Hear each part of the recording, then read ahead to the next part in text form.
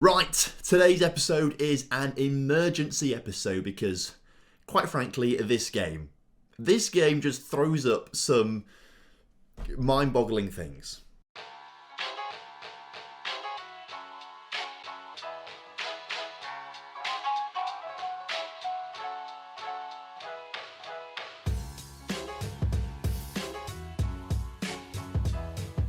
Hello and welcome back to On The Rocks. Hope you're all doing well today. I'm looking forward to today's emergency episode, and the reason it's an emergency is because something's happened that is making me record this episode now as opposed to when I was planning to record it. So, as you are fully aware from yesterday's episode, two of our star players, Jan Cavalcanti and Antonio Demancic, neither of these guys are willing to renew a contract before their contract expires at the end of the season, which might mean we're going to lose them on a free transfer. So my plan was to go right through to the end of December, maybe play the Dundee United game, and then try and sell Jan Cavalcanti and Demancic. That was my plan. The plan wasn't actually to do the Betfred Cup final or the final Champions League group stage game, which we might end up doing in today's episode now, because one, we're playing Dundee in the Betfred Cup final. They're in the Scottish Championship, a second division team. We've won countless Betfred Cup finals on episodes. At this point, I think it's maybe just a bit of a gimmick more than anything else now, so I wasn't planning to do that. And last episode, we saw us qualify through our Champions League group, so there's no point doing extra Champions League games when we're already qualified. But that might change today because of what's happening in today's episode now. So today we are specifically speaking about Jan Cavalcanti. Now, he is a player who I've been trying to offer a new contract to since summer, and every single time I do it, he keeps saying no. He just says, no, I want to move to a different club and I'm not going to sign a contract. And it was getting to the point where, right, we're going to have to sell you if we're not going to get you on a new contract. Until the 4th of December 2032 at 8:30 AM, a news item comes through. Jan Cavalcanti is upset that I've not offered him a new contract and he wants a new contract. Out of the blue. I mean, I've been offering him a contract literally weekly since probably August time. And every single time he says no. And now all of a sudden, he's like, by the way, I'm very upset you've not offered me a new contract. Maybe because I've not offered a contract for like 2 weeks and he got upset that the weekly reminder never came through. I don't know. But we have to capitalise on this and we have to give Jan Cavalcanti whatever he wants because he now wants a new contract. He wants a big wage rise. I'm going to try and get rid of these promises, if I'm honest with you, because they are quite big promises. Big wage rise and improve the left-hand side of the attacking midfield, which is already world-class in my opinion. So I think we can try and remove those promises. He's happy with that. Right. How much does he want? He is currently on, if we can find him, Jan Cavalcanti, £55,000 per week. I think 92 is what he wants. I was going to say it's going to be 100,000 plus. Not quite. But basically, this is a contract that we can afford by looks of things. So we might try and bring it down just a little bit because, we need to make some financially good decisions at some point.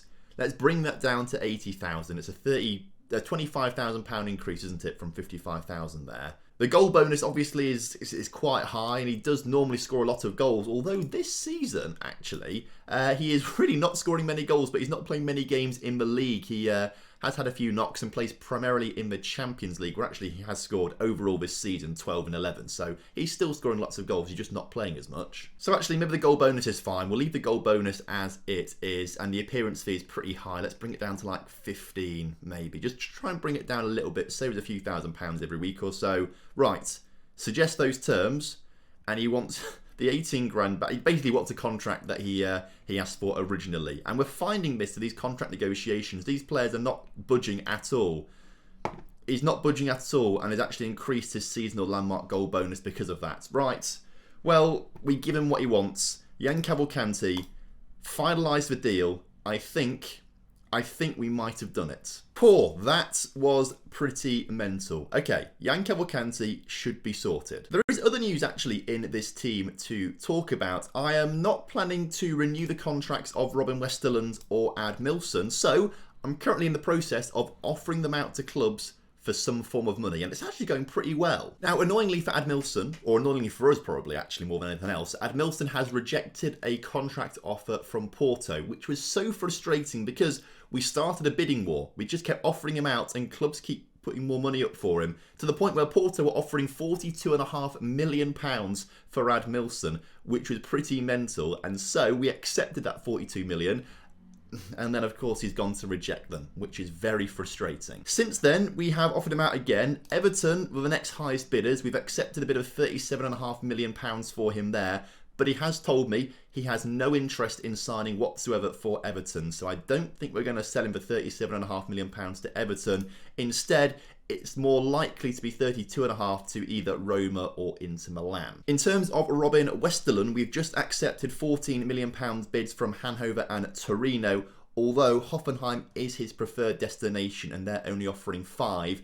We've just done an ultimatum to these teams to hopefully see themselves get up to around that £14 million mark, but I'm not sure if they're going to do it, as literally all of the teams who didn't offer £14 million have turned down the £14 million bid thing for Westerlund. So only 2 teams bidding for Westerlund now. They are obviously Hannover and Torino. But as I was saying, I was testing the water with both Westerlund and with Admilson. The plan was, if I can sell them in December as opposed to January, when on January they can go on a free transfer, we're getting loads of money into the club. And if I can sell them for a lot of money, then maybe we could have done the same with Jan Cavalcanti and Demancic. And at the moment, we might still have to do that with Demancic. But we will wait and see what happens with Jan Cavalcanti. In the meantime, it's quite nice timing, to be fair. Let's have a cup final instead. Aberdeen versus Dundee here in the Scottish Betfred Cup final.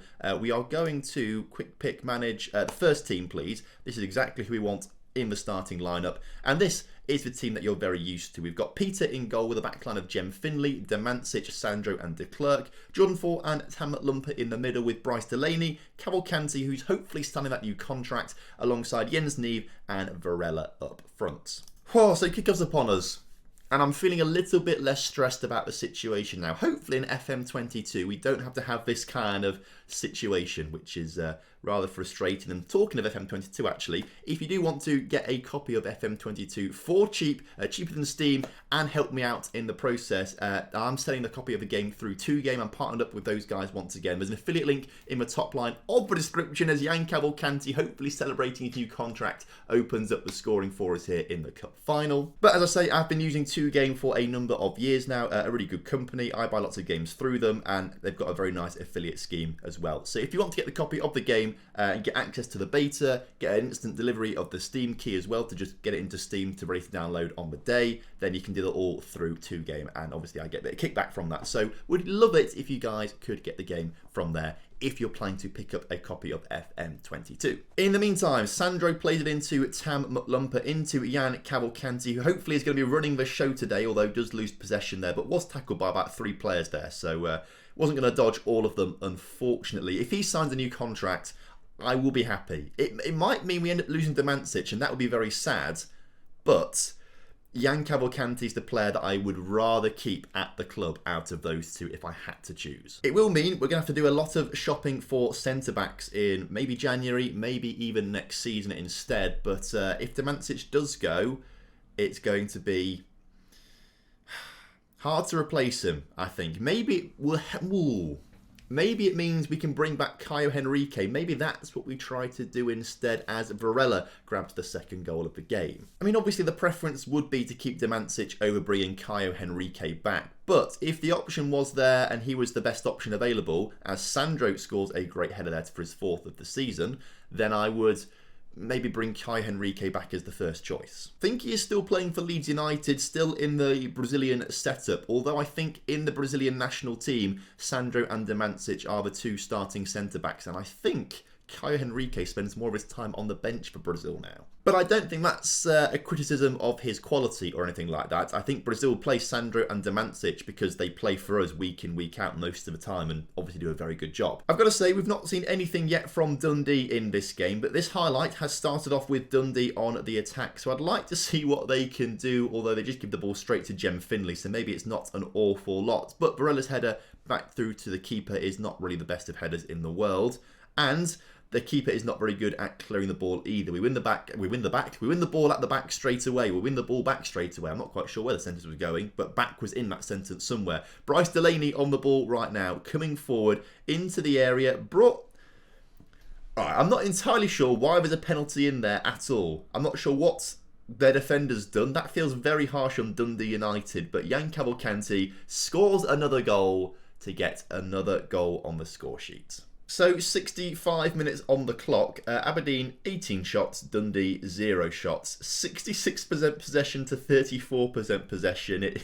It's just a bit of a whitewash. I mean, Dundee should come out with a white flag in a minute and just say, we surrender. Or, no, I'm going to say, are they going to score? Because they had a throw in an attacking area there, but no, they're not going to score because they lose possession immediately, and Varela coming down at this right-hand side of the pitch gets the ball into Tamat Lumpa, back to Tamat Lumpa, into Jordan 4, who can't score. That would have been a great goal for him to score. And there we go, without conceding a single shot against us in this Betfred Cup final. You can kind of see why I wasn't planning to do it in today's episode, other than when the Jan Cavalcanti situation came up and it was just a methodological game to do because that's what was coming up next. We won it 4-0. I don't think anyone expected us to lose that. But of course, the good thing is it's another trophy to add to our ever-growing collection. I've just been hailed a true Aberdeen legend by a former player of ours, Kevin Nisbet. What a lad he was. He is still kicking around, playing for New England Revolution at the old age of 35, which is pretty old for a footballer, right? After he left us, he went to Hull. 10 million. That was like taking candy from a baby back then. That was ridiculous money for him, and was never worth the 10 million. You can see from his goal scoring record. I mean, his best season, 11 goals in 41 appearances, which is not bad in the Championship, right? But when you consider that he had 25 and 34 games in one season, 23 and 33 in 2 seasons actually for us, he never hit those heights again, and quite clearly has not had a great time in America scoring goals. I mean, so much so he's been dropped to the B team. He's in New England 2 now, not New England 1, New England 2. And still can't. He's got, hang on, 4 goals in 9 games is not a bad return. So why is that a 6.6 rating? I don't know. Maybe they all came in one game. Anyway, we love Nisbet. What an absolute legend he is. Oh, and as predicted, Admilson has not gone to Everton for the 37.5 million. He's going to Inter Milan for 32.5 in the end, which is a bit annoying. We could have got £10 million more for him if he just agreed to go to Porto. But 32.5 million is still double what he's actually valued at right now, with only 6 months left on his contract. I think that is a really good bit of business from us. Hopefully, it won't come to that with Demancic. Contracts, offer new contracts. Oh, no way. All of a sudden, Demancic wants to talk to us as well. You've got to be joking me. I knew it would happen. I knew they decided to want to talk to us again. It's just taken them 6 months to realise that. Again, what we might do, he wants to play as a libero. No, you don't play as a libero. I'm going to remove all of these and then suggest just star play, and he's happy with that. Good. Okay. Demancic is currently... Oh, hang on. Hang on. Wait. I want to click on Demancic. Oh, I need to finalise the offer first. Yes, finalise the offer. He's on 35 grand right now, and he now wants 97.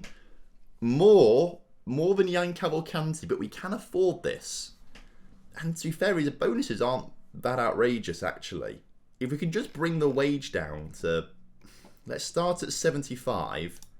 91, okay. He actually will negotiate a little bit. How about 82? He agrees to 82. It's a bit better than 97, but my word, we have been lucky here today. Cavalcanti and Demancic both wanting to do contracts with us. Well, that's that, isn't it? Sorted. I can't believe it. We had the news, obviously, about Cavalcanti coming through. I never thought about checking Demancic again. I just thought, well, he's not said anything in the news items, so let's just ignore him, to be fair, and just sort of wait until we get later on into December. Oh, I can't...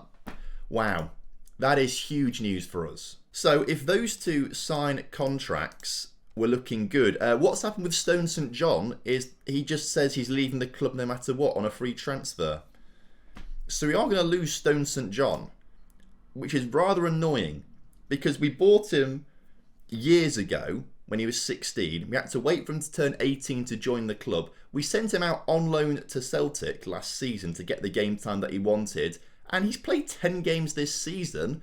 We rejected a couple of bids for him because we wanted to keep hold of him. And because of that, he's now deciding that he wants to leave the club.